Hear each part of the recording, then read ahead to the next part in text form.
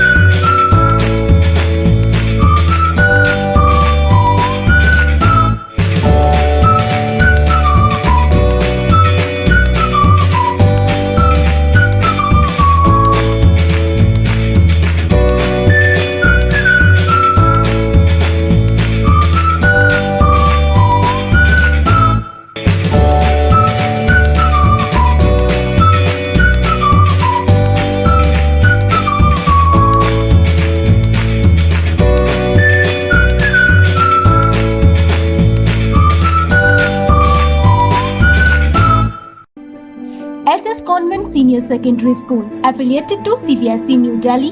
Admission open nursery to 12th standard.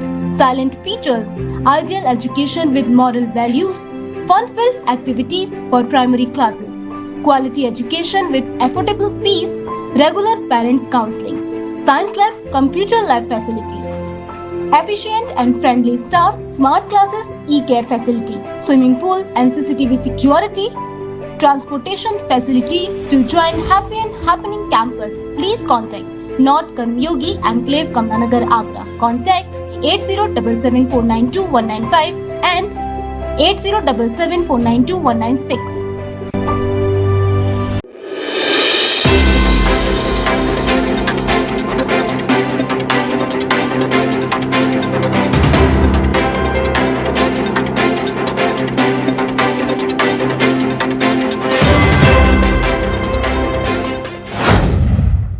नमस्कार, आप देख रहे हैं मून न्यूज चैनल।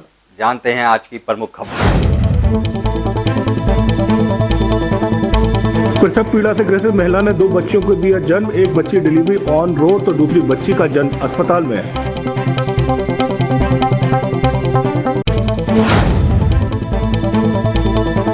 मरीजों को इलाज उपलब्ध कराने के लिए पिछले 2 महीने से जिला प्रशासन कर रहा लोगों को गुमराह।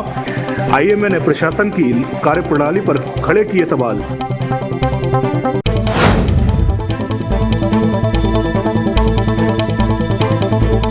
और मजदूर से वही DCM गाड़ी ट्रक से टकराई, 18 मजदूर हुए घायल। सभी को सैफई मेडिकल कॉलेज में इलाज के लिए भेजा।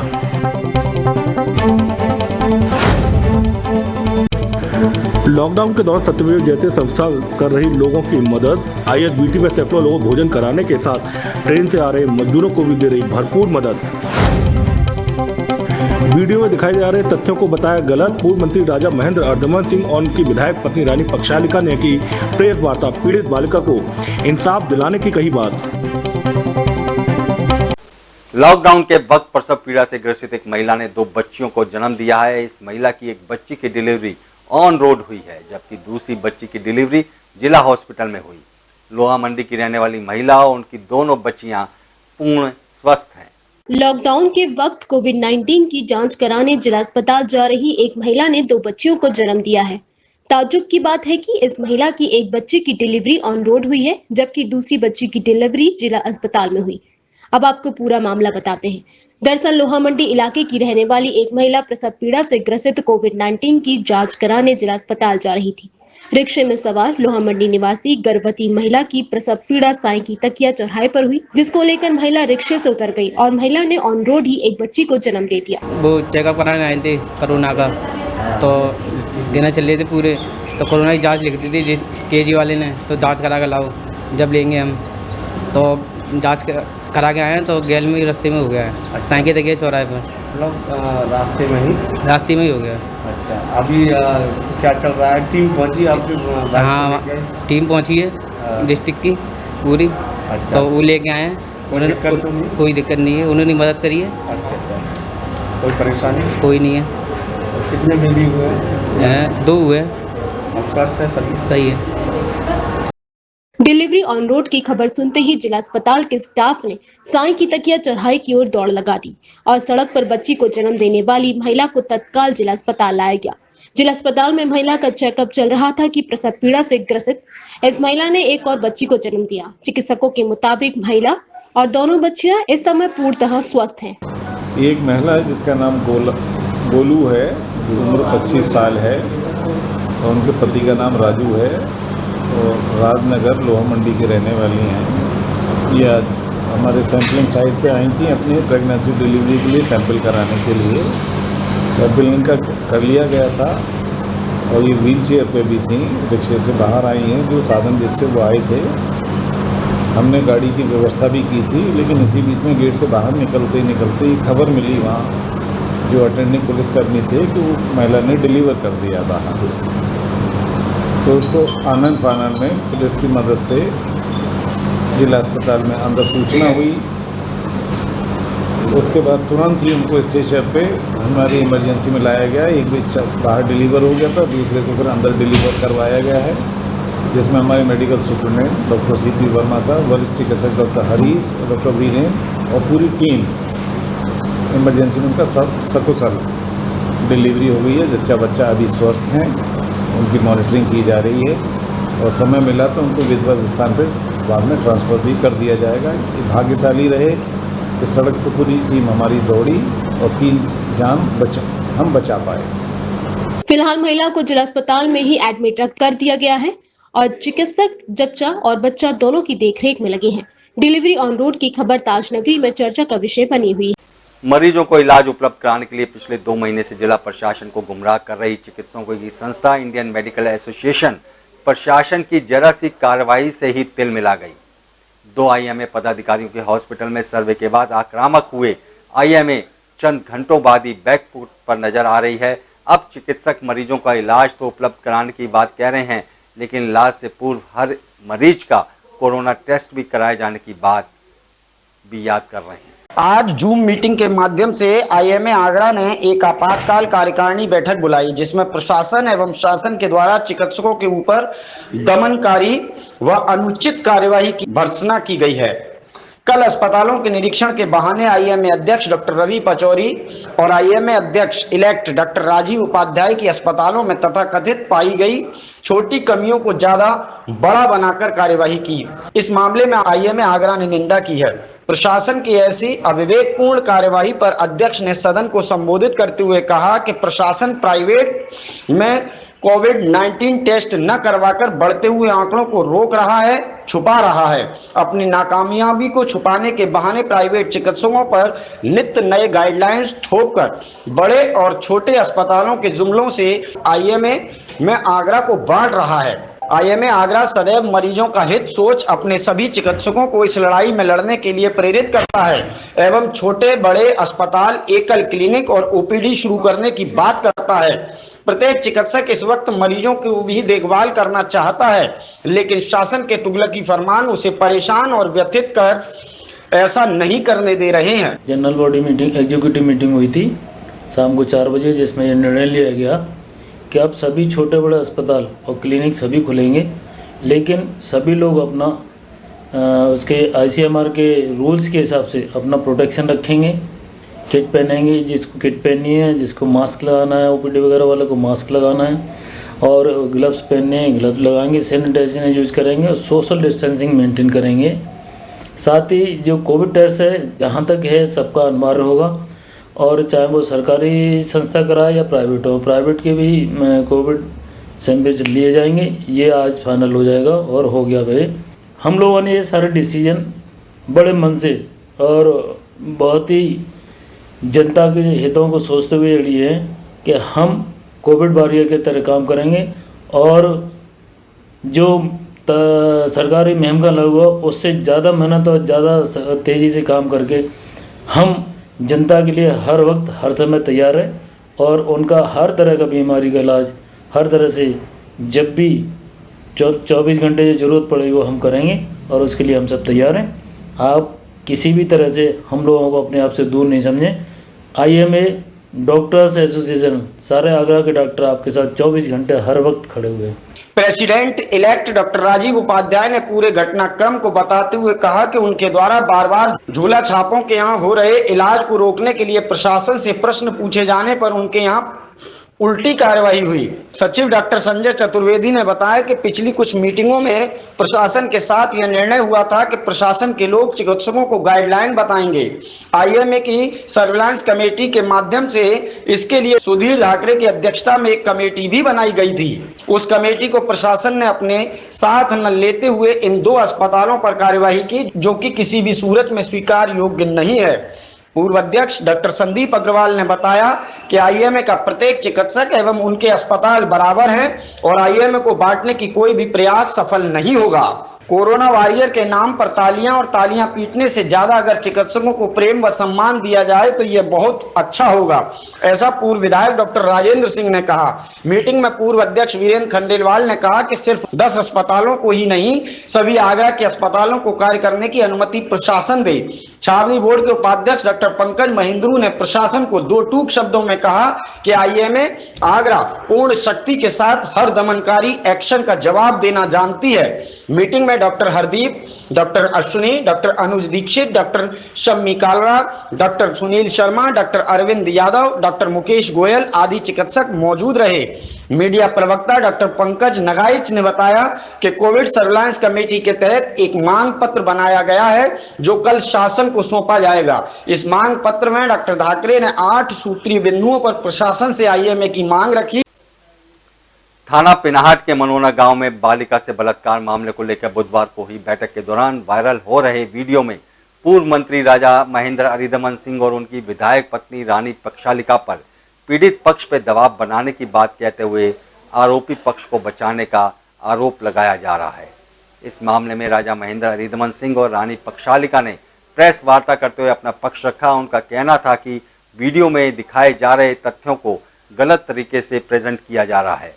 वह तो इस पूरे मामले में पीड़ित बालिका को न्याय दिलाना चाहते हैं, साथ ही आरोपियों के खिलाफ कड़ी कार्रवाई करने की भी मांग कर रहे हैं। थाना पिनाहट के मनोना गांव में पिछले दिनों एक बालिका के साथ बलात्कार की घटना को अंजाम दिया गया था। इस मामले में पुलिस ने 4 लोगों के खिलाफ मुकदमा भी दर्ज किया है। इसमें से पुलिस ने एक की गिरफ्तारी भी कर ली है। इसी मामले को लेकर बुधवार को मनोना गांव में पूर्व मंत्री और कोऑपरेटिव बैंक के चेयरमैन राजा महेंद्र अरिदमन सिंह और उनकी बहा से विधायिका पत्नी रानी पक्षालिका पीड़ित परिवार को न्याय दिलाने के लिए बैठक कर रही थी। इसी बैठक के कई वीडियो तेजी से वायरल हो रहे हैं। इन वीडियो में बताया जा रहा है कि राजा महेंद्र अरिदमन सिंह और रानी पक्षालिका पीड़ित परिवार पर दबाव बना आरोपियों को बचाने का काम कर रहे हैं।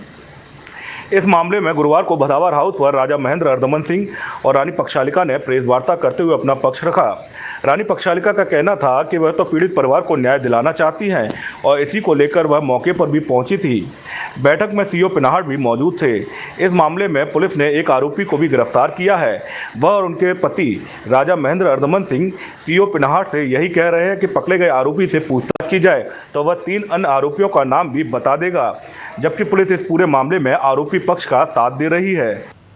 वहाँ इसलिए गए थे कि उनके साथ बैठ के बात करें।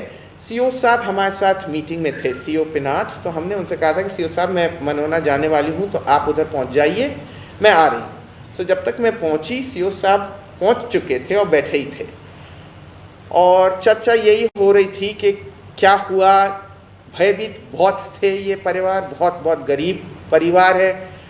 जब ये बताया गया कि विधायक जी आई और ये कुशवाहा समाज वाले जो हमारे साथ चलते हैं उनको समझाया कि हम आए हैं, क्यों आए हैं, ये वाली बात हो रही थी। तो ये लोग आए हमको बताने के ना घर है, ना शौचालय है, ना राशन कार्ड है। तो जो हमने बात करने की कोशिश करी, जो मौजूद गांव वाले थे, तो उन्होंने कहा राशन डीलर तो वही परिवार से है जिससे ये कांड हुआ है।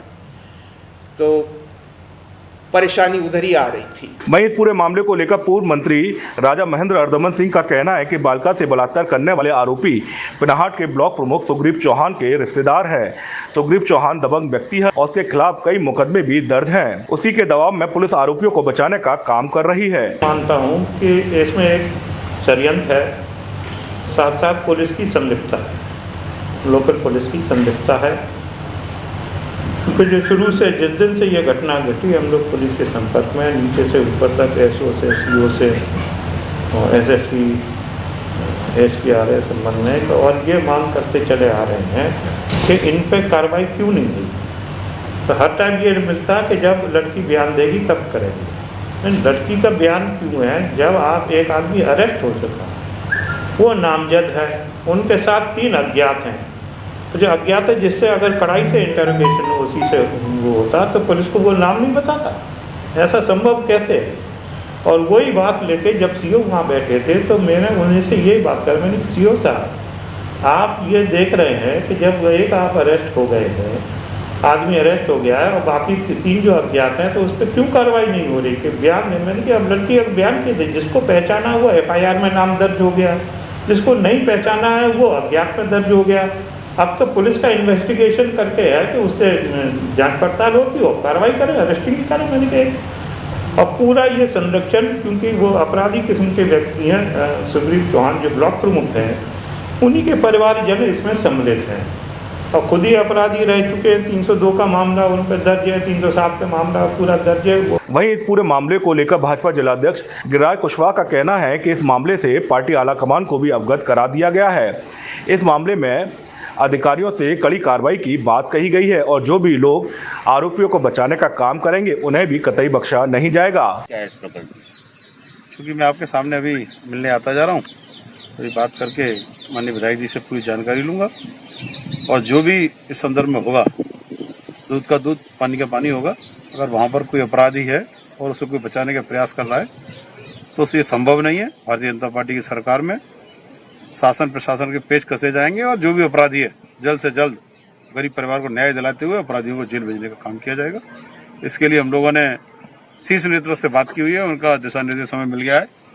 2 दिन के अंदर ही जो अपराधी मानचित चल रहे हैं 3, उनकी गिरफ्तारी कराई जाएगी, किसी भी तरह की ढिलाई नहीं बरती जाएगी। पूरे मामले में पूर्व मंत्री राजा अर्धमन सिंह और विधायिका रानी पक्षालिका का कहना है कि सोशल मीडिया पर जो वीडियो वायरल किया जा रहा है और मीडिया को गलत जानकारी देकर यह बताया जा रहा है कि उनके पति और वह दोनों आरोपी पक्ष का समर्थन करते हुए पीड़ित बालिका उसके परिवार पर दबाव बना रहे हैं, वह बेहद गलत है। वह तो इस पूरे मामले में पीड़ित बालिका उसके परिवार के साथ खड़े हैं और सभी आरोपियों की गिरफ्तारी के साथ उनके खिलाफ कड़ी कार्रवाई की भी मांग कर रहे हैं।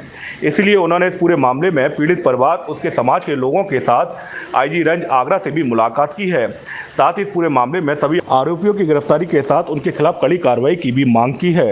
लॉकडाउन के दौरान सबसे ज़्यादा दिक्कत मजदूर, बेसहारा व गरीब तबके के सामने आ रही है। लॉकडाउन में कामकाज बंद होने के चलते इन लोगों के सामने रोजी रोटी का भी बड़ा संकट खड़ा हुआ है।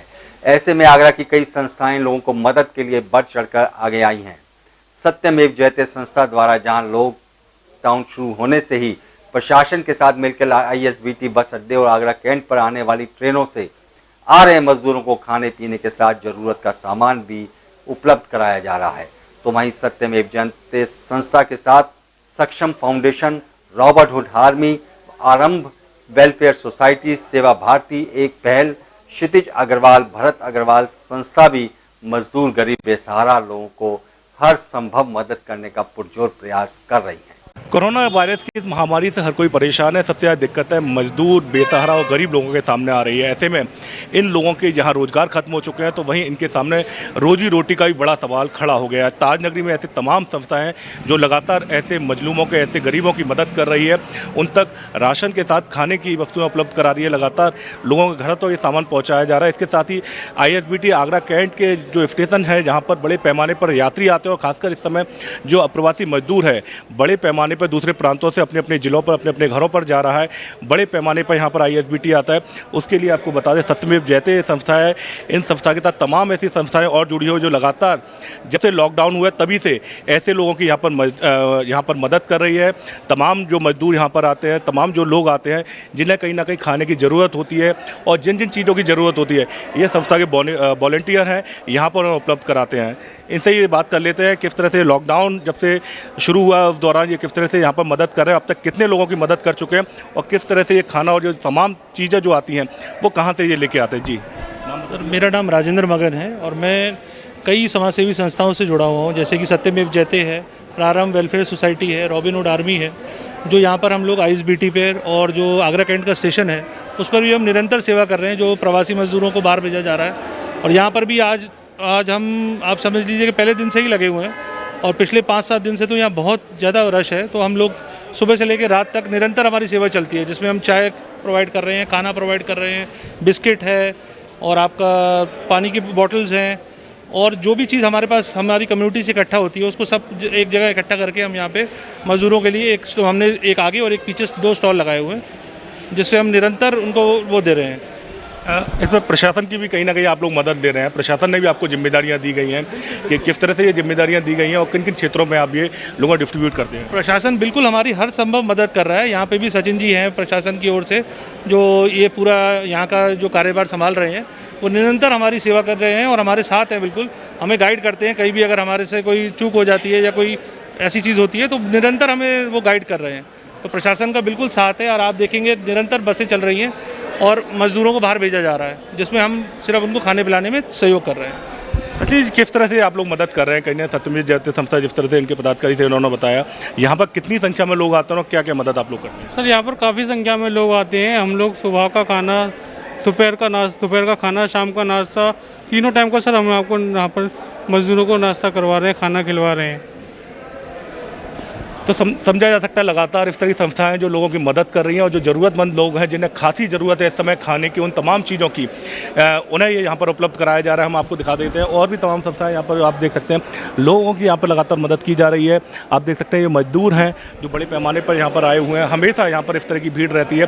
तमाम ये बसें यूपी सरकार ने यहाँ पर लगाई और ये बसें, इन बसों से इन मजदूरों को अपने अपने गंतव्य तक पहुँचाया जाता है।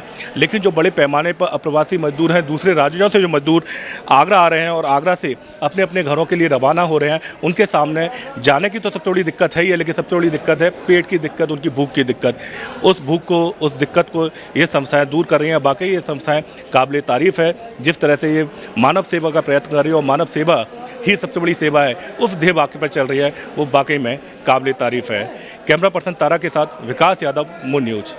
आगरा बहुत जल्द इतिहास रचने वाला है। आगरा एतमादपुर स्थित नेमीनाथ होम्योपैथिक मेडिकल कॉलेज व रिसर्च सेंटर ने कोरोना का इलाज ढूंढ लिया है। हॉस्पिटल के इलाज से 90% कोरोना संक्रमित ठीक होकर अपने घर पहुंच चुके हैं। सिर्फ 7 मरीजों का इलाज जारी है। यह जानकारी नेमीनाथ होम्योपैथिक मेडिकल कॉलेज के डायरेक्टर डॉक्टर प्रदीप गुप्ता ने एसएन मेडिकल कॉलेज के डॉक्टर्स के साथ संयुक्त प्रेस वार्ता के दौरान दी। जिस कोरोना वायरस ने पूरे विश्व में कोहरान मचा रखा है, उसकी वैक्सीन ढूंढने के लिए भारत समेत पूरी दुनिया के डॉक्टर और वैज्ञानिक जी तोड़ मेहनत कर रहे हैं। ऐसे में आगरा से एक सुखद खबर आई है। बहुत जल्द पूरे विश्व को आगरा से कोरोना की दवा मिल सकती है। जी हाँ, यह दावा किया है आगरा के एतमादपुर स्थित नेमीनाथ होम्योपैथिक मेडिकल कॉलेज एवं रिसर्च सेंटर के। इस मेडिकल कॉलेज द्वारा कोरोना के मरीजों पर किया गया परीक्षण सफल हुआ है। आयुष मंत्रालय की परमिशन के बाद टूंडला स्थित एफएस मेडिकल कॉलेज में भर्ती कोविड-19 के मरीजों पर रिसर्च किया गया, जिसमें परिणाम आने पर 90% मरीज बहुत जल्द ठीक होकर अपने घर जा चुके हैं। बाकी के कुछ मरीजों की रिपोर्ट आना बाकी है। प्रेस वार्ता का उद्देश्य ये था कि जो हमारे clinical trial FS medical college के पेशेंट पर चल रहा था कोविड-19 का होम्योपैथिक दवाओं से, जिसकी परमिशन आईसीएमआर से मिली हुई थी, तो उसमें बहुत ही उत्साहजनक परिणाम आए हैं। अभी पहले चरण का ट्रायल पूरा हो गया है, जिसमें जितने भी रोगी थे उनको 2 से 3 दिन में सारे सिम्टम समाप्त हो जा रहे हैं और 5 से 7 दिन के अंदर वो RT-PCR नेगेटिव हो जा रहे हैं।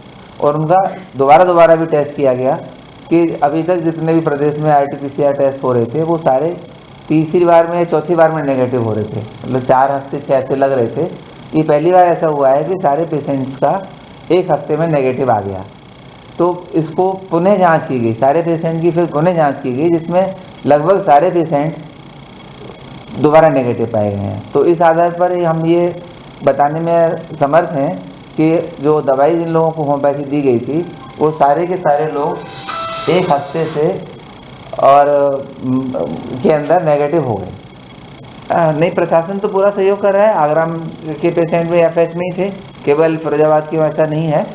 और हमने एसएन मेडिकल कॉलेज को पत्र लिखा है और हमने जिलाधिकारी को भी पत्र लिखा है और हम लगातार टच में हैं। हमने सीएमओ साहब को भी व्हाट्सएप पे सूचित किया है कि वो अगर हमें मौका देंगे तो हम लोग वहाँ पे काम करने को तैयार हैं।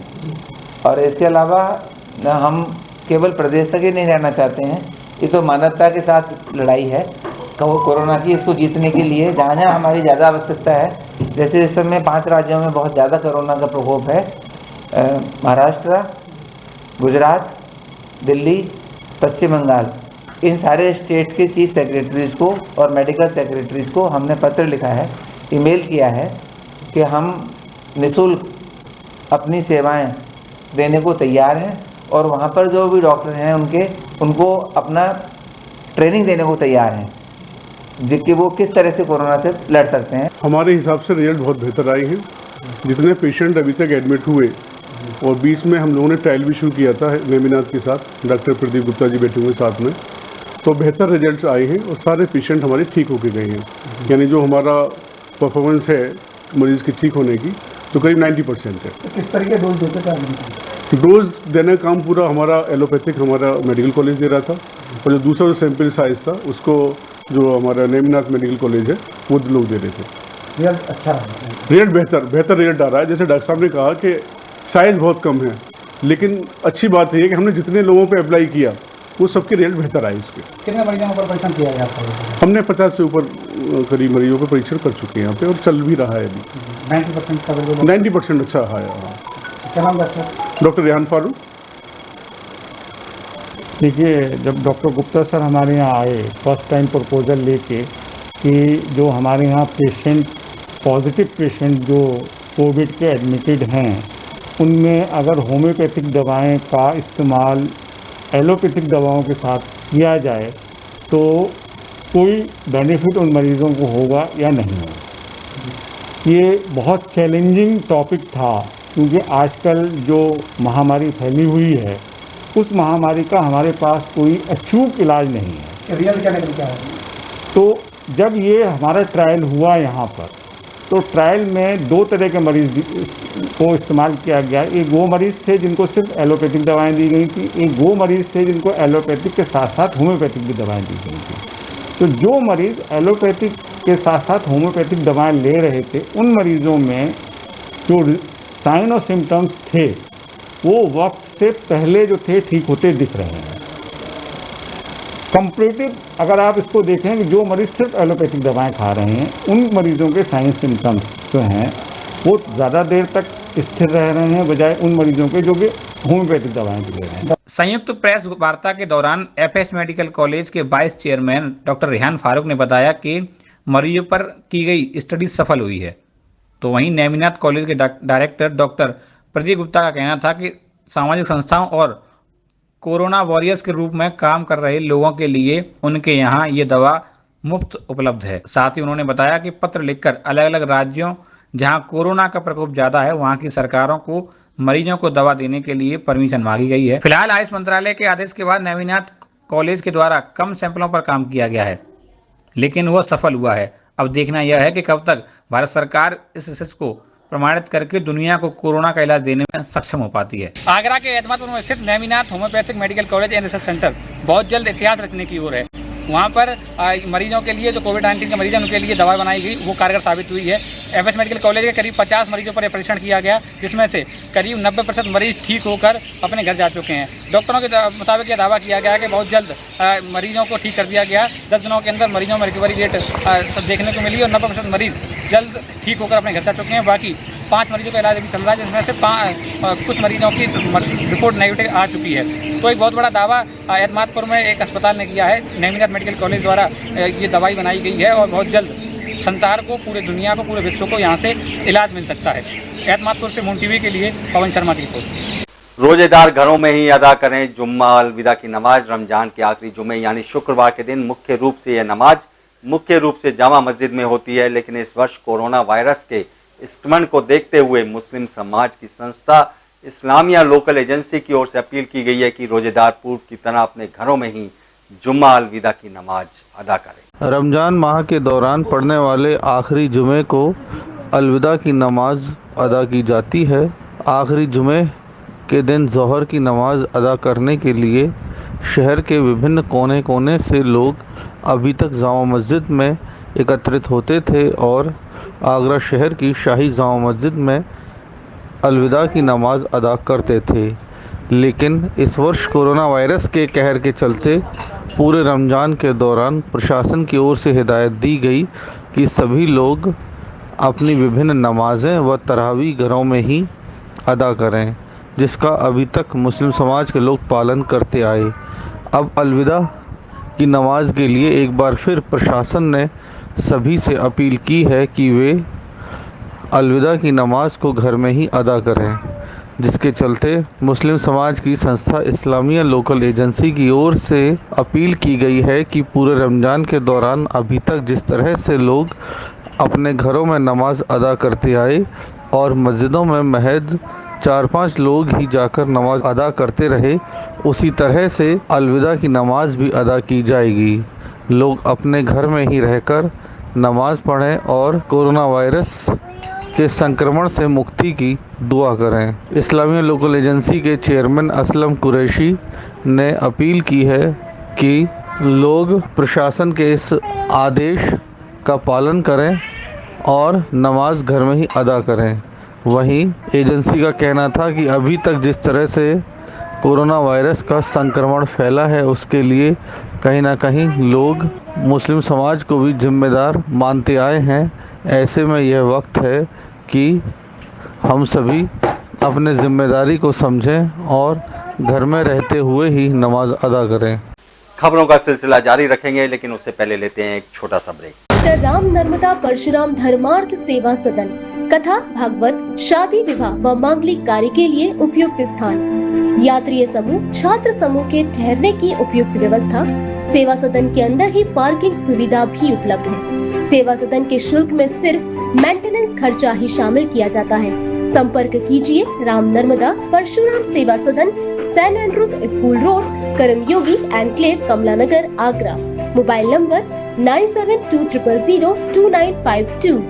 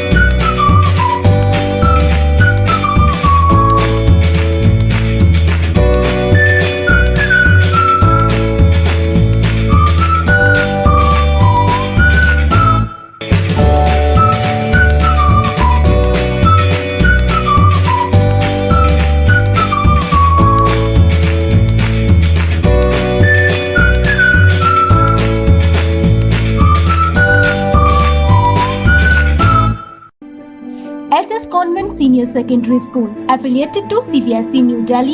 Admission open nursery to 12th standard. Silent features, ideal education with moral values, fun-filled activities for primary classes, quality education with affordable fees, regular parents counseling, science lab, computer lab facility, efficient and friendly staff, smart classes, e-care facility, swimming pool and CCTV security, transportation facility. To join Happy and Happening campus, please contact North Karmyogi Enclave, Kamlanagar, Agra. Contact 8077492195 and 8077492196. Delhi Lucknow expressway पे फिरोजाबाद के थाना नगला खंगार इलाके के milestone 73 पर मजदूरों से भरी DCM आगे चल रहे ट्रक से टकराई। 18 मजदूर हुए घायल, एक की हालत गंभीर। सभी घायलों को सैफई मेडिकल कॉलेज भेजा गया है। दिल्ली लखनऊ एक्सप्रेसवे पर फिरोजाबाद के थाना नगला खंगर इलाके के माइलस्टोन 73 पर मजदूरों से भरी डीसीएम आगे चल रहे ट्रक से टकराने के बाद पलट गई, जिसमें 18 मजदूर घायल हुए हैं और एक की हालत गंभीर बताई गई है। सभी घायलों को सैफई पीजीआई अस्पताल भेजा गया है। दरअसल आपको बताते चलें कि दिल्ली से 25,000 रुपए किराए पर एक डीसीएम गाड़ी, जिसमें हरियाणा और दिल्ली के 45 मजदूर मौजूद थे। यह लोग उत्तर प्रदेश के अयोध्या और प्रतापगढ़ जा रहे थे। मेटाडोर मथुरा आगरा होते हुए फिरोजाबाद इटावा बॉर्डर क्रॉस कर रही थी, तभी जनपद फिरोजाबाद के थाना नगला खंगर के पास से निकली यह डीसीएम एक ट्रक से टकरा गई। गलत साइड से ओवरटेक करने के चक्कर में मेटाडोर ट्रक से भिड़ी, जिसमें बैठे मजदूर घायल हो गए हैं। बताया जा रहा है कि यह सारे मजदूर अयोध्या और प्रतापगढ़ जा रहे थे। मेटाडोर को दिल्ली से 25,000 रुपए किराए पर लिया गया था। मौके पर पहुंची हाईवे की गाड़ी ने इन मजदूरों को सैफई अस्पताल भर्ती कराया है, जहां इनका उपचार चल रहा है। आज दोपहर करीब 12 बजे आगरा लखनऊ एक्सप्रेसवे पर एक डीसीएम का एक्सीडेंट हुआ है। डीसीएम में करीब 43 लोग सवार थे। उनमें से 18 को चोटें आई है, जिनमें एक को थोड़ी गंभीर चोट है, बाकी 17 को हल्की फुल्की चोटें हैं। सूचना मिलते ही तत्काल वहां पे पुलिस पहुंची है और तत्परता से सभी घायलों को इलाज हेतु अस्पताल भिजवाई है और उनको जितनी भी उनकी मदद की जा सकती है स्थानीय पुलिस ने तत्परता से सभी कार्रवाई पूरी की है। चूंकि एक्सीडेंट हाईवे पर हुआ, घायलों की संख्या ज्यादा थी, इसी कारण जिला प्रशासन भी तत्काल हरकत में आया। आनन फानन में एक बस को बुलाया और जो लोग घायल नहीं हुए हैं उन्हें पास ही के अस्पताल में रखा गया है। स्थानीय प्रशासन ने बस में जा रहे मजदूरों को रास्ते में रोकने के लिए भोजन और पानी की व्यवस्था भी की है। फिलहाल घायलों का इलाज सैफई के पीजीआई अस्पताल में चल रहा है और चिकित्सकों के मुताबिक सभी मजदूर खतरे से बाहर बताए जा रहे हैं। एक प्रांत से दूसरे प्रांत पैदल जाने वाले प्रवासी मजदूरों के लिए भोजन की निःशुल्क व्यवस्था नेशनल हाईवे नंबर 2 पर चल रही है। पिछले 12 दिनों से यह व्यवस्था इलाके के समाज सेवियों, प्रबुद्धजनों और राजनीति से जुड़े लोगों द्वारा की जा रही है, जिसमें किसी भी प्रवासी मजदूर को भूखा न रहना पड़े, ऐसी कोशिश जारी है। प्रवासी मजदूर जंग का अखाड़ा बन गया है। प्रवासी मजदूरों के लिए की गई बसों की व्यवस्था राजनीतिक गलियारों में चर्चा का विषय बन गई। भाजपा और कांग्रेस में संग्राम छिड़ गया। एक राज्य से लेकर दूसरे राज्य के अधिकारी आमने सामने आ गए, मगर लाचार, बेबस, बेसहारा प्रवासी मजदूर अपने गंतव्य तक पहुंचने के लिए आज भी पैदल चल रहा है। ताजा नजारा नेशनल हाईवे नंबर 2 एदमादपुर रहन कला टोल प्लाजा का है, जहां आज भी सैकड़ों मजदूर पैदल चल रहा है। प्रवासी मजदूर अपने घर, अपने गांव, अपने शहर पहुंचना चाहता है, मगर इलाके के कुछ समाज सेवी, प्रबुद्धजन, राजनीति से जुड़े लोगों ने इन प्रवासी मजदूरों के लिए भोजन की व्यवस्था की, जलपान की व्यवस्था की, प्रवासी मजदूरों के बच्चों के लिए दूध और बिस्किट की भी व्यवस्था की है और यह भंडारा पिछले 12 दिन से निरंतर चल रहा है। प्रमुख जी, तमाम प्रवासी मजदूर जो देश के अन्य राज्यों में फंसा हुआ था, उत्तर प्रदेश सरकार की ये मुहिम थी कि पहले छात्रों को घर पहुंचाया और प्रवासी मजदूर, बावजूद इसके तमाम मजदूर अभी भी पैदल चल रहा है। क्या कहना है इस बारे में? ऐसा है, वैसे व्यवस्था हर जगह की हैं, परंतु कहाँ के निकल आते हैं। यहाँ पे भी काफ़ी प्रवासी आए और यहाँ पर एंट्री चल रही है। प्रशासन को यहाँ से भी व्यवस्था है। यहाँ से मैं वादा करता हूँ, रहनकला टोल से एक सिंगल प्रवासी यहाँ से पैदल नहीं जा पा रहा है। यहाँ पर रोका जा रहा है, सबकी एंट्री है और बस खड़ी हुई है। अभी ये करीब शायद 21 लोग आए हुए हैं। ये इनके कारण एक बस में कुछ कम थे और रुकी थी। अब जैसे ये 21 लोग आए हैं, अब तुरंत एक 10 मिनट के अंदर यहाँ से बस भेजी जाएगी। यहाँ से आगे सिंगल को भी हम आगे नहीं जाने दे रहे हैं। खाने पीने का यहाँ पर बच्चों जैसे महिलाएं हमारी बहनें आ रही हैं, बहनों के लिए भी और इनके बाद बच्चे, उनके लिए दूध की व्यवस्था की है, बिस्कुट्स हैं, फल हैं और जो हमारे भाई लोग बहनें जो खाने की व्यवस्था, उनके लिए खाने की व्यवस्था की गई है। काफ़ी व्यवस्थाएं यहाँ 9 दिन से चल रही है रेगुलर तरीक़ा से। और परंतु मैं ये वायदा करता हूँ कि रहनकला टोल से आप आगे कहीं भी जांच करोगे, आपको जो प्रवासी मजदूर है वो पैदल नहीं जाता दिखेगा। दरअसल प्रवासी मजदूरों की कुछ वीडियो सोशल मीडिया पर तेजी से वायरल हुई। यह वीडियो इंसानियत और मानवता को तार तार करने वाली थी। प्रवासी मजदूरों की सोशल मीडिया पर वायरल हो रही वीडियो दिल को झकझोर देने वाली थी। यही वजह है कि बड़े स्तर पर समाज सेवियों, प्रबुद्धजनों, राजनीति से जुड़े लोगों और सामाजिक स्तर पर कार्य करने वाले लोगों ने प्रवासी मजदूरों की सेवा का संकल्प लिया। समाज सेवा का कार्य करने वाले लोग बताते हैं कि जहां प्रवासी मजदूरों के लिए भोजन और जलपान की व्यवस्था की गई, इनके मासूम बच्चों के लिए बिस्कुट और दूध की व्यवस्था की गई। साथ ही साथ प्रवासी मजदूरों को रोककर बसों से उनके गंतव्य तक पहुंचाया जा रहा है। तमाम प्रवासी मजदूर अभी भी पैदल दिखाई दे रहा, क्या इंतजाम किए हैं आप? क्या बहुत बहुत धन्यवाद आपने जो इधर रुक किया। ये लगातार हम लोग 12 तारीख से यहाँ भंडारा चला प्रवासी मजदूरों के लिए। यहाँ हमने यही रुकी है कि जो पैदल यात्री यहाँ किसी वाहन द्वारा आया NH2 पर, अगर वो पैदल यहाँ चल के आ रहा है तो हम लोग यहाँ पर रोक करके प्रशासन ने भी यहाँ व्यवस्था की हुई है, प्रशासनिक कर्मचारियों को भी लाया है, बाथरूम टॉयलेट की व्यवस्था की है, लेखपाल वीडियो वगैरह भी है। तो वो इसलिए कि इनकी नोटिंग करने के बाद बस में बैठने का काम किया। यहाँ से कोई भी पैदल 12 तारीख के बाद नहीं गया। ऐसा हो सकता है NH2 पर किसी वाहन से आया, वहाँ से छोड़ दिया तो आधा किलोमीटर चल के आए। तो यहाँ पे उनकी भोजन व्यवस्था है, बच्चों के लिए दूध बिस्कुट की व्यवस्था है और फ्रूट्स की व्यवस्था है। जिस प्रकार से चला, और मैं आपको भी बहुत आभार प्रकट करूंगा कि पिछले 2 दिन की अगर हम बात करें तो प्रवासी मजदूर जंग का अखाड़ा बना, भारतीय जनता पार्टी और कांग्रेस के बीच में फुटबॉल बना, बसों को लेकर शुरू हुई सियासत संग्राम तक पहुंच गई। गरीब असहाय और जरूरतमंद लोगों को राशन बांटने का काम लगातार चल रहा है। आवास विकास कॉलोनी स्थित वार्ड 75 में पार्षद द्वारा 50 परिवारों को रसद सामग्री का वितरण किया गया।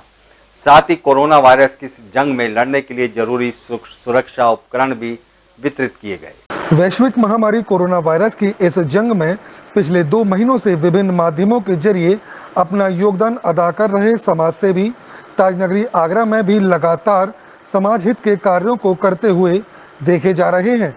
तो वहीं दूसरी ओर क्षेत्रीय जनप्रतिनिधि भी इस संकट के दौर में क्षेत्रवासियों के लिए हर मुमकिन कोशिश कर रहे हैं। समय समय पर क्षेत्रवासियों की समस्याओं का जायजा लेने के साथ ही उनकी ज़रूरतों को पूरा करने में अपना योगदान दे रहे हैं।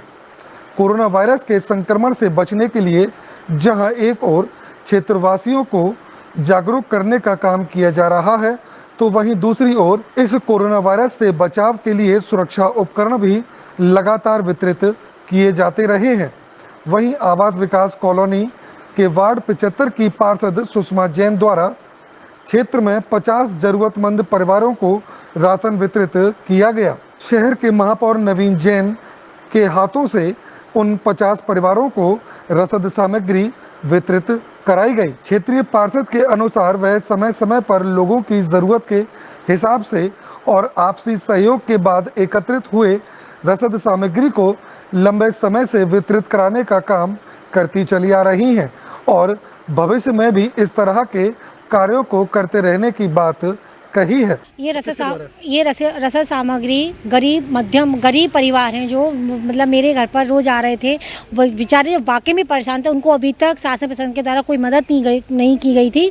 तो मेरे से मतलब मैंने अपने सहयोग से, समाज सेवियों के सहयोग से आज आलू, चावल और आटा बांटा गया है और आगे में भी यही कोशिश करती रहूँगी कि शासन प्रशासन द्वारा और मेरे सहयोग के द्वारा, समाज सेवियों के सहयोग के द्वारा मेरे वार्ड में जितने भी गरीब परिवार हैं, जितने लोगों को भी ज़रूरत है, आगे भी ऐसी सेवा होती रहे। तो नौकरी करते थे, अब नौकरी है नहीं, तनख्वाह वेतन मिल नहीं रहा है वहाँ से, तो बड़ा संकट था खाने के लिए। ऐसे लोग हैं उनका राशन कार्ड भी नहीं था, ऐसे भी लोग मुझे मिले। तो मैंने कहा है कि उनको फॉर्म भरवा के उनको राशन कार्ड बनवाने की व्यवस्था हमारे पार्षद जी यहाँ पर करेंगी।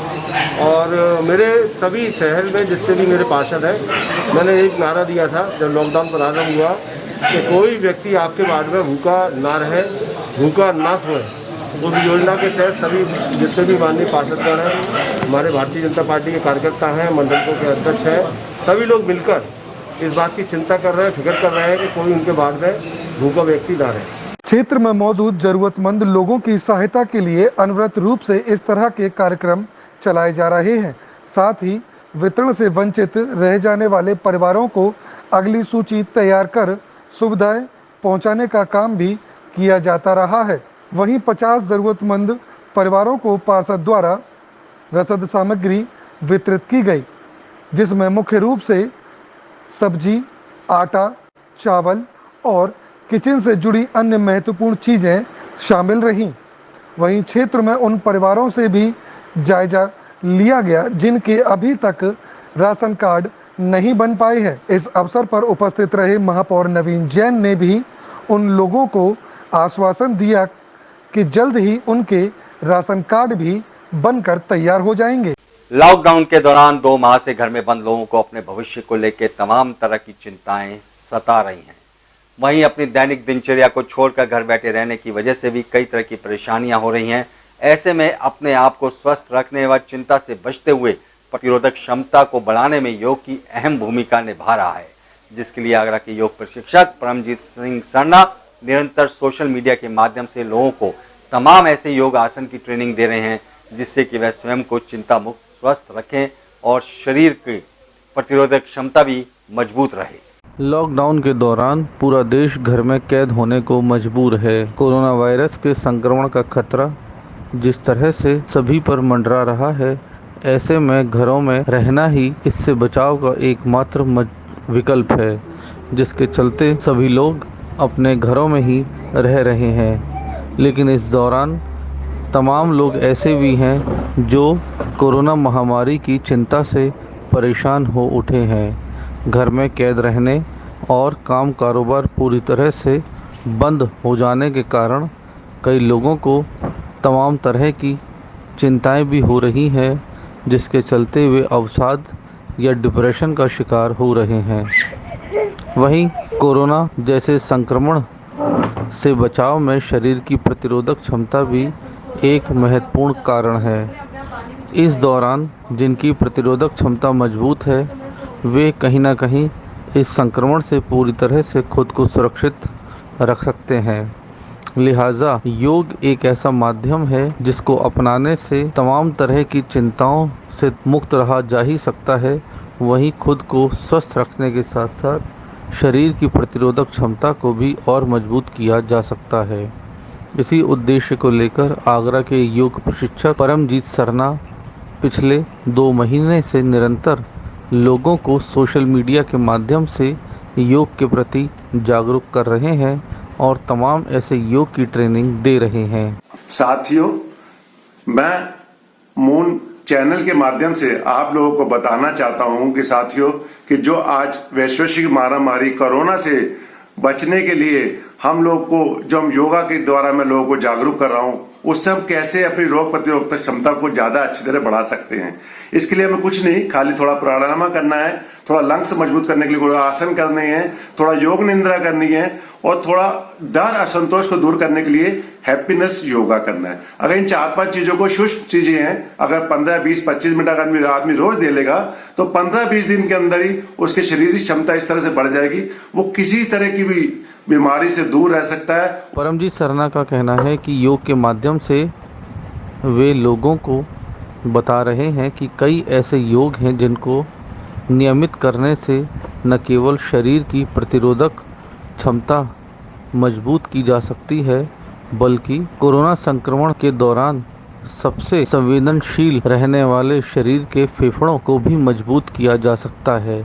लिहाजा वे लोगों को ज़्यादातर प्राणायाम, अनुलोम विलोम, कपालभाति और सूर्य नमस्कार जैसे योग के बारे में जागरूक कर रहे हैं। क्योंकि मुझे आजकल जो बाहर से जो फोन आते हैं, चाहे देश से हो चाहे विदेश से हो, उनका यही कहना होता है कि सरना जी रात को नींद हमारी उड़ गई है, रात को नींद नहीं आ रही है, रात को नहीं उठ के बैठ जाते हैं, रात ऐसी बीत जाती है। क्यों? क्योंकि हमारे अंदर डर और संतोष पैदा हो गया है, इतना ज्यादा डर पैदा हो गया है कि हम रात को सो ही नहीं पा रहे हैं। क्यों? साथियों, इन चीज से दूर रहो, कुछ नहीं होगा। आप योगा से जुड़ जाइए, आसनों को करना लग जाइए और अपने आप को आनंद में ही रहिए। और जब आनंद में शरीर रहेगा, आनंद में आपका मन रहेगा, मानसिक और शारीरिक रूप से आप मजबूत होंगे। फेसबुक, व्हाट्सएप व तमाम अन्य सोशल प्लेटफॉर्म के माध्यम से उन्होंने हजारों लोगों को योग के प्रति जागरूक किया है। सोशल मीडिया पर डाले गए वीडियो के माध्यम से तो लोग उनसे जानकारी लेते ही हैं, तमाम लोग व्यक्तिगत रूप से भी फ़ोन कर अपनी समस्या के आधार पर कुछ ऐसे योगों का भी चुनाव करते हैं जिससे कि वे अपने आप को स्वस्थ रख सकें। परमजीत सरना का कहना है कि इस दौरान तमाम लोग चिंता, अवसाद व डिप्रेशन का भी शिकार हो रहे हैं। ऐसे में ध्यान लगाकर वे शरीर की मानसिक क्षमता को भी बढ़ा रहे हैं और इस समस्या से बाहर निकलने के लिए खुद को योग का सहारा लेकर तैयार कर रहे हैं। गैर राज्यों जनपदों से अपने घर जाने की चाहत दिलों में लिए मीलों का सफर कभी पैदल तो कभी लिफ्ट लेकर आगरा पहुंचे प्रवासी मजदूरों को घर पहुंचने का इंतजार है। आईएसबीटी से संचालित बसें घर तो पहुंचा रही हैं, लेकिन राजस्थान, हरियाणा जैसे क्षेत्रों में जाने के लिए प्रवासियों को कई तरह की समस्याओं का सामना करना पड़ रहा है। वहीं जेब खाली होने के कारण पलायन करने को मजबूर मजदूर के पास अब और कोई रास्ता भी नहीं है। देश भर में वैश्विक महामारी के रूप में फैले कोरोना वायरस से लोगों में फैली जो समस्याएं थी, जो प्रवासी मजदूर थे, जो गैर राज्यों और जो गैर जनपदों से जो प्रवासी मजदूर जो जगह जगह फंसे हुए थे, अब उनका आवागमन ताजनगरी आगरा में हो चुका है। उन्हें लगातार यहाँ से बस की सेवाओं के द्वारा पूरा प्रशासन एक लंबे जद्दोजहद की जो प्रणाली है उसको अपनाते हुए भेज रहा है। ये वही प्रवासी मजदूर हैं जो बिहार, आजमगढ़ और झांसी जैसे क्षेत्रों में काम करते थे, मगर इस लॉकडाउन, कोरोना वायरस के लॉकडाउन के होने के चलते यहाँ फंसे हुए हैं। इनको सिर्फ और सिर्फ अब चाहत इस बात की है कि वो कैसे भी अपने घर पहुँच सके। मैं यहाँ कुछ लोग मौजूद हैं, एक बार उनसे भी बात करूँगा कि आप कहाँ से हैं। आप हरियाणा से। क्या करते थे आप? अब क्या है, छत्तीसगढ़ से आए, यहाँ पर बैठे हैं, सुबह 8 बजे से बैठे हैं, कोई हमारी सुनवाई नहीं कर रहे हैं, बस नहीं जा रही है हरियाणा के लिए। आप आए कहाँ से हैं? पहले तो मैं छत्तीसगढ़ से आए। छत्तीसगढ़ से। क्या करते थे छत्तीसगढ़ में? मजदूरी करते थे और क्या करते थे। कितना पैदल चले, कितना आपने बसों में सफर किया? पैदल कोई दिक्कत नहीं, यहाँ पर आके दिक्कत हो रही है। आप कितना पैदल चल के आए थे? पैदल तो चले से एक रोज चले थे, बाकी को भी पैदल नहीं चले। बोल रहे कोई बस नहीं है, कोई सुविधा नहीं है यहाँ से।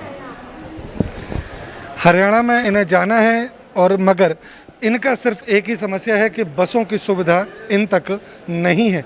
लेकिन आखिर क्यों नहीं है? क्योंकि अगर प्रशासन कहता है कि हमें हर जगह के लिए बसें लगाई गई हैं, हर जगह इन प्रवासियों को भेजा जा रहा है। इसी बीच हमारे यहाँ कुछ अधिकारी भी मौजूद हैं जो यहाँ रोडवेज से हैं। एक बार हम उनसे भी बात करेंगे। सर, एक बार आपका नाम जानते? मेरा नाम द्रोणपाल सिंह है। द्रोणपाल सिंह, आप यहाँ किस पद पे हैं और क्या? यहाँ पे इंचार्ज हूँ, शिफ्ट इंचार्ज हूँ। बताइए सर।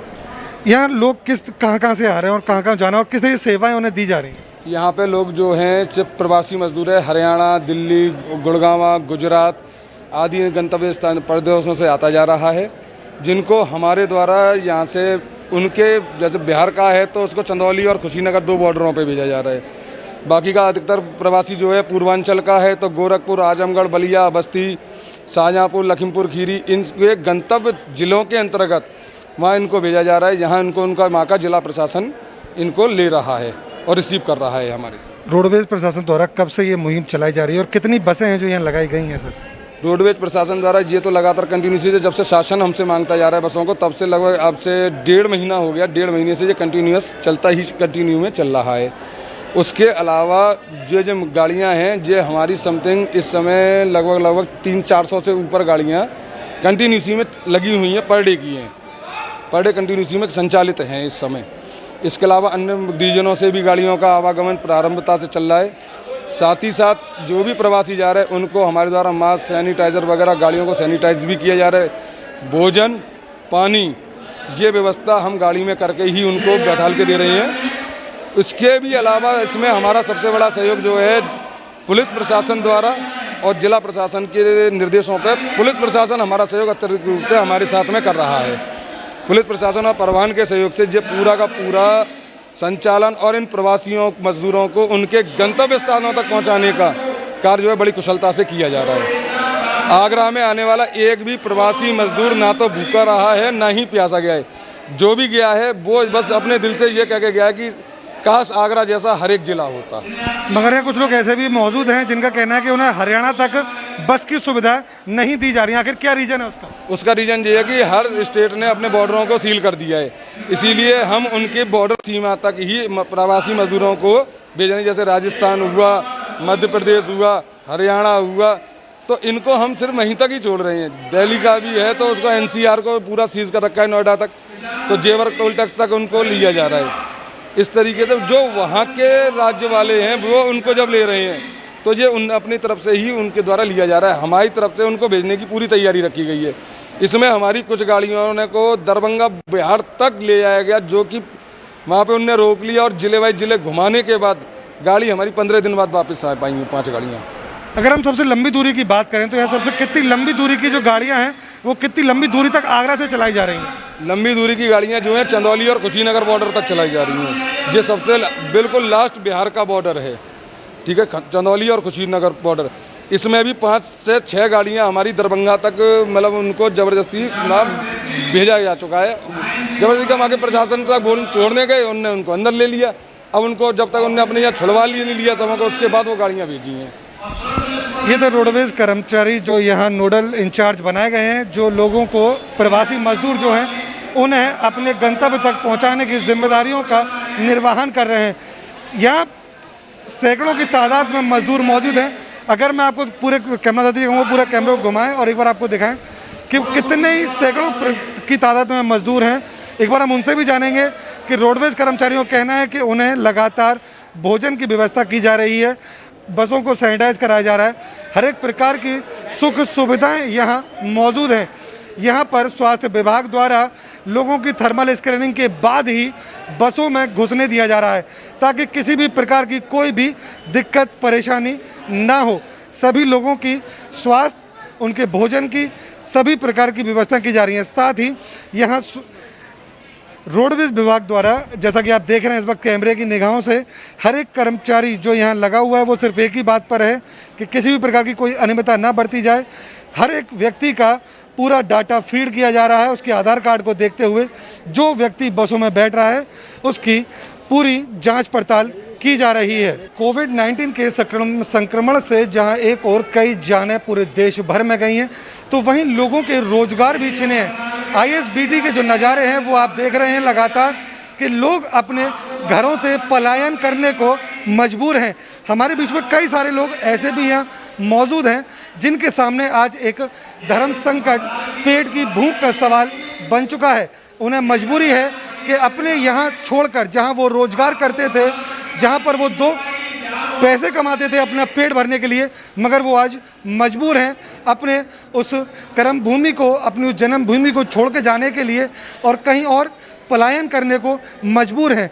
यहाँ कई लोग ऐसे हैं जो बीवी बच्चों को लेकर, जो अपने हाथों में बोझा उठाकर, कंधों पर सामान लेकर जाने को मजबूर हैं, क्योंकि लोगों के पास अब ताजनगरी आगरा में ही नहीं, अन्य राज्यों से, गैर जनपदों में जो वो अपनी जॉब करते थे, अपनी जो मजदूरी करते थे, लेकिन इस लॉकडाउन में, इस कोरोना वायरस के चलते हुए लॉकडाउन में मजबूर हैं कि उनका रोजगार नहीं है, वो आज पलायन करने को मजबूर हैं। जिला प्रशासन द्वारा जो ताजनगरी में लोग आ रहे हैं, जो प्रवासी मजदूर हैं, उनको उनके गंतव्य तक पहुँचाने के सभी भरसक प्रयास किए जा रहे हैं।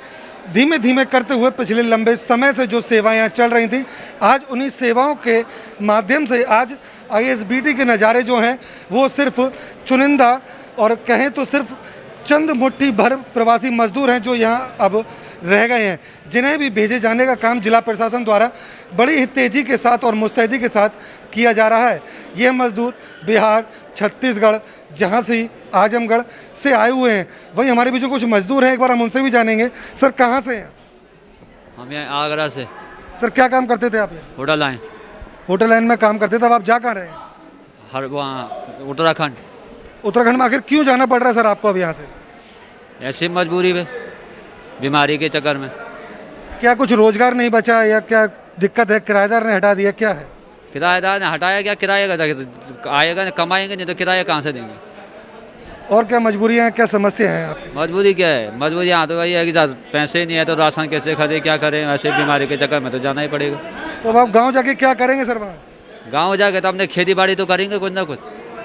मगर सरकार धीमे धीमे करके पूरे ये लॉकडाउन को हटा रही है धीमे धीमे, उसको लेकर फिर आप क्या लौटेंगे? सरकार तो कब हटाएगी, कब आए कब नहीं आए? तो क्या दोबारा लौटेंगे आप आगरा में अपने काम? जब खुलेगा तब लौटेंगे। हाँ, हो भी सकता, नहीं भी लौटे। लोगों की समस्याएं अब इस प्रकार विकराल होती जा रही हैं कि इस लॉकडाउन में वो अपने घर पलायन करने को मजबूर हैं।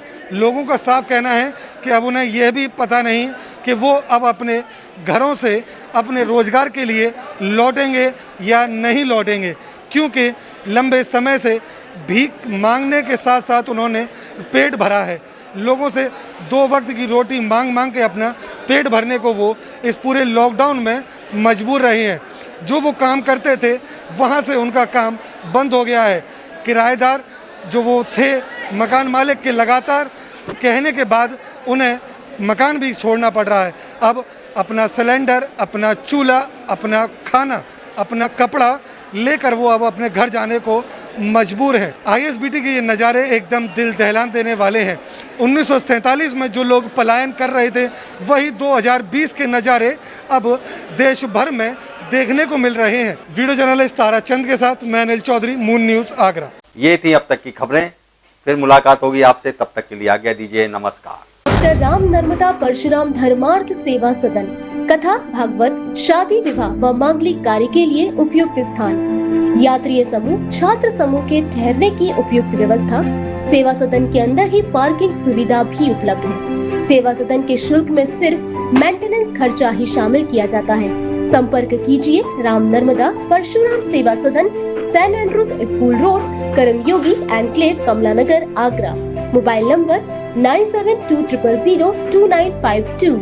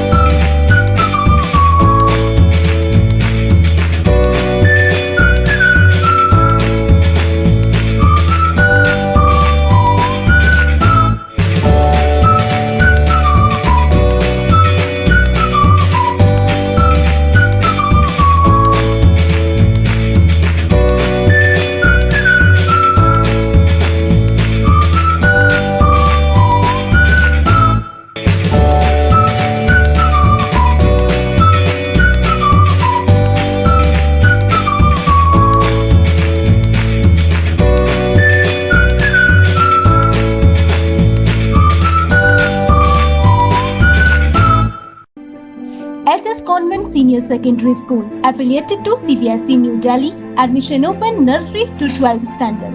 Silent features, ideal education with moral values, fun-filled activities for primary classes, quality education with affordable fees, regular parents counseling, science lab, computer lab facility, efficient and friendly staff, smart classes, e-care facility, swimming pool and CCTV security, transportation facility. To join Happy and Happening Campus, please contact North Karmyogi Enclave, Kamlanagar, Agra. Contact 8077492195 and 8077492196.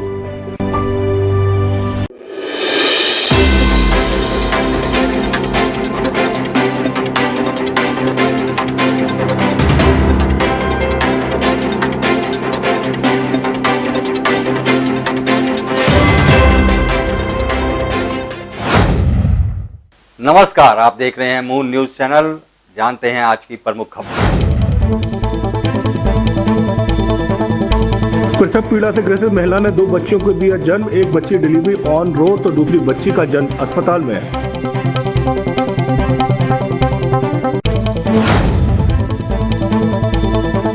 मरीजों को इलाज उपलब्ध कराने के लिए पिछले 2 महीने से जिला प्रशासन कर रहा लोगों को गुमराह। IMA ने प्रशासन की कार्यप्रणाली पर खड़े किए सवाल।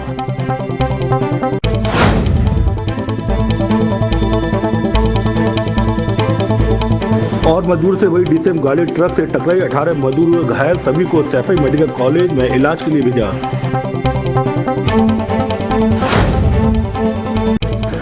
लॉकडाउन के दौरान सत्यमेव जयते संस्था कर रही लोगों की मदद। ISBT में सैकड़ों लोगों को भोजन कराने के साथ ट्रेन से